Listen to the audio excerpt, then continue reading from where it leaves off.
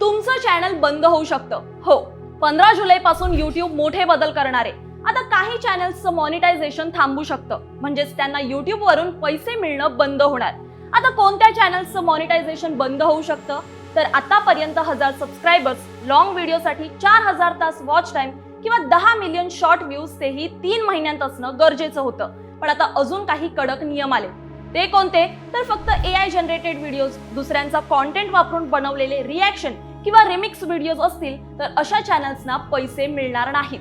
इतकंच नाही तर एकाच प्रकारचा कंटेंट सतत टाकणाऱ्या किंवा स्पॅमी वाटणाऱ्या चॅनल्सनाही पार्टनर प्रोग्राम मधून काढून टाकलं जाईल, भले ते YouTube पार्टनर सोबत प्रोग्रामचा पार्ट असतील. यामागचं कारण म्हणजे ओरिजिनल आणि क्वालिटी कंटेंटला प्रोत्साहन देणं. त्यामुळे जर तुम्ही एक OG क्रिएटर असाल तर ही पॉलिसी तुमच्यासाठी फायदेशीर ठरू शकते असं बोललं जातंय.